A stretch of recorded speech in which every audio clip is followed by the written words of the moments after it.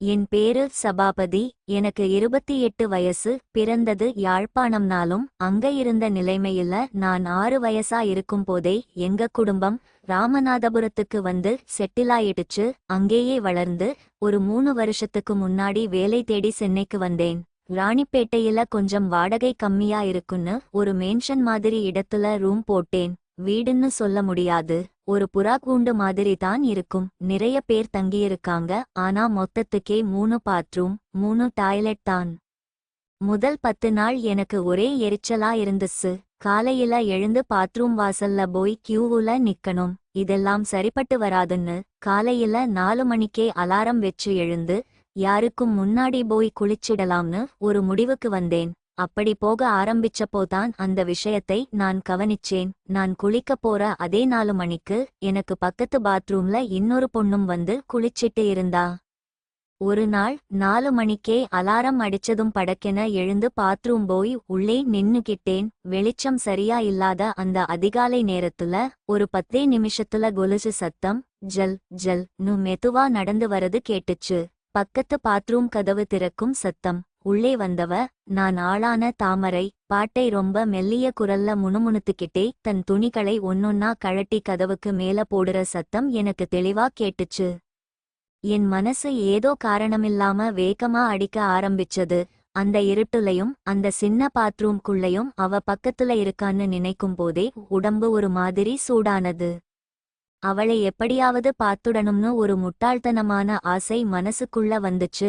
சுவரெல்லாம் தேடினேன். அப்போதான் அந்த 2 பாத்ரூமுக்கும் நடுவுல கீழே இருந்து ஒரு 3 அடி உயரத்துல ஒரு பழைய இரும்பு பை பொண்ணு இருந்தது. என் கண்ணுல பட்டுச்சு. அதுல ரொம்ப நாளா தண்ணி வராததால சும்மாதான் துருப்பிடிச்சு போய் நீட்டிட்டு இருந்துச்சு. கை கால் லேசா நடுங்க.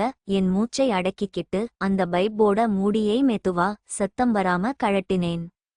அந்த சின்ன ஓட்டை வழியா உள்ளே பார்த்தேன். என் இருதயமே ஒரு நிமிஷம் நின்னுடுச்சு. அவ எனக்கு முதுகு காட்டி நின்னு குளிச்சிட்டு இருந்தா. மேல ஊத்துன தண்ணி அவளோட ஈரமான உடம்புல வழிஞ்சு ஓடிட்டு இருந்துச்சு. அவ உடம்பு நிஜமாவே சிலையா செதுக்கின மாதிரி அவ்ளோ அழகா இருந்தது. சோப்பு தேய்க்கும் போது அவ உடம்பு லேசா அசைய அதை இவ்வளவு பக்கத்துல பார்க்கும்போது எனக்குள்ள என்னமோ பண்ணுச்சு. எனக்கு வேர்க்க ஆரம்பிச்சது. அவ ஒரு காலை தூக்கி செவுத்துல வெச்சு பொறுமையா சோப்பு போட்டுக்கிட்டு இருந்தா. அவளுக்கு பின்னாடி இருந்து அவளை அப்படி ஒரு தனிமையான யாருக்கும் தெரியாத ஒரு தருணத்துல பார்க்கும்போது என் உடம்பு முழுக்க ஒரு விதமான போதை ஏறுன மாதிரி ஆயிடுச்சு.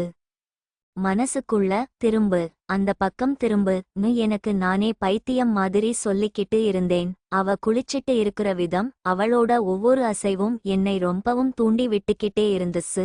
அவளை என்ன பண்றது, எப்படி நெருங்குறதுன்னு எனக்குள்ள ஒரு பெரிய போராட்டமே நடந்துட்டு இருந்தப்போ அவ திடீர்னு இந்த பக்கம் திரும்பினா. அவ இப்போ எனக்கு ரொம்ப ரொம்ப பக்கத்துல, என் கை எட்டுற தூரத்துல இருந்தா. சோப்பு நுரையை எடுத்து அவ உடம்புல தேய்க்க ஆரம்பிச்சப்போ அவளோட அந்தரங்கமான ஸ்பரிசங்களை அவளே உணர்ந்து குளிச்சிட்டு இருந்ததை என் கண்ணால நம்ப முடியல. அவ மூச்சு விடுற சத்தமும் தண்ணி விழும் சத்தமும் மட்டும்தான் அந்த இடத்துல கேட்டுச்சு. எனக்குள்ள தைரியம் வந்ததா இல்லை முட்டாள்தனமான்னு தெரியல. என் கையை மெதுவா அந்த ஓட்டை வழியா உள்ளே நீட்டினேன். அவ என் கையை பார்த்ததும் பயத்துல நு லேசா கத்தினா. நல்ல வேளை சத்தம் பெருசா வெளிய வரல. சத்தம் போடாத நு நான் கிசுகிசுப்பான ஆனா நடுக்கமான குரல்ல சொன்னேன். கத்தினா எல்லாருக்கும் தெரிஞ்சிடும், நான் வெளியே சொல்லிடுவேன் நு ஏதோ மிரட்டுற மாதிரி சொன்னேன்.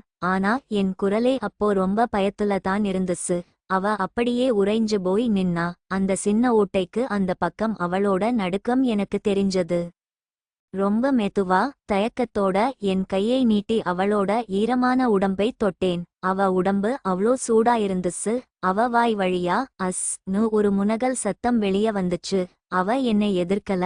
என் விரல்கள் அவளோட ஈரமான தேகத்துல பட்டதும் எனக்கே ஒரு கணம் என்ன நடக்குதுன்னு புரியல. தொடுதலோட அந்த தீவிரம் 2 பேரோட மூச்சுக்காத்தும் வேகமா மாறினதை நான் உணர்ந்தேன். அவளோட ஸ்பரிசம் என் விரல்களுக்கு ஒரு புது உலகத்தை காட்டுச்சு. நான் அவளை தீண்டத் தீண்ட அவளோட முனகல் சத்தம் கொஞ்சம் அதிகமாச்சு. இருட்டுக்குள்ள ஒரு சின்ன ஓட்டை வழியா 2 பேருடைய உடம்பும் மனசும் அவ்ளோ நெருக்கமா மாறிட்டு இருந்துச்சு. அவ தன் கைகளை நீட்டி என் விரல்களை பிடிச்சுக்கிட்டா. அவளோட அந்த சூடான ஈரமான கைகள் என்னை தொட்டப்போ நான் சொர்க்கத்துக்கே போன மாதிரி உணர்ந்தேன். கொஞ்ச நேரத்துல அந்த ஓட்டைக்கு நேரா நாங்க 2 பேரும் ரொம்ப நெருக்கமா நின்னோம். செவுத்தோட குளுமை ஒரு பக்கம் இருந்தாலும் அவளோட மூச்சுக்காத்து என் மேல பட்டது. அவ என் கைகளை வெச்சு அவளுக்கு வேண்டிய சுகத்தை தேடிக்கிட்டா. அதே சமயம் அவளோட கைகள் ஓட்டை வழியா வந்து என்னை ரொம்ப ஆழமா ரொம்ப மென்மையா தீண்டுச்சு. சோப்போட வாசனையும் அவளோட ஈரமான ஸ்பரிசமும் அந்த இருட்டும் என்னை ஏதோ பண்ணிடுச்சு. அவ என்னை நெருங்கி அவளோட வெதுவெதுப்பான உதடுகளால என் விரல்களுக்கு முத்தம் கொடுத்தப்போ என் உடம்பே சிலிர்த்துடுச்சு. 2 பேருக்கும் இடையில இருந்த அந்த செவுத்துல உரசிக்கிட்டு வார்த்தைகள் இல்லாம முகத்தை பார்க்காம வெறும் ஸ்பரிசத்தாலையும் மூச்சு சத்தத்தாலையும் ஒருத்தருக்கொருத்தர் அவ்வளோ நெருக்கமானோம். அவளோட விரல்கள் என்னை அணைச்சு எனக்கு தேவையான உச்சக்கட்டத்தை கொடுத்துச்சு. எனக்கும் உடம்பு சிலிர்த்து எல்லாம் அடங்கிப் போச்சு. அவளுக்கும் ஒரு ஆழமான பெருமூச்சோட அந்த நடுக்கம் நின்னது எனக்கு தெரிஞ்சது. 2 பேரும் கொஞ்ச நேரம் அமைதியா வேகமா மூச்சு விட்டுக்கிட்டு நின்னோம். அப்போ ஓட்டைக்கு அந்த பக்கம் இருந்து ரொம்ப மெல்லிய குரல்ல ஆனா ஒரு சின்ன சிரிப்போட அவ சொன்னா, இனிமே டெய்லி 4 மணிக்கு வந்துடுங்க. ஆனா ஒருத்தர் முகத்தை இன்னொருத்தர் எப்பவும் பார்க்க கூடாது, சரியா? அப்படி சொல்லிட்டு சத்தம் வராம உடை மாத்திட்டு அவளோட கொலுசு சத்தம் திரும்பவும் ஜல் ஜல் நு விலகி போறத நான் கேட்டுக்கிட்டே நின்னேன். நான் அந்த பைப்பை திரும்பவும் மெதுவா மூடிட்டு என் மேல தண்ணியை ஊத்திக்கிட்டேன். ஆனா தண்ணியோட சிலுசிலுப்பை விட அவளோட அந்த சூடான ஸ்பரிசம்தான் என் உடம்பு முழுக்க அப்படியே ஒட்டியிருந்துச்சு.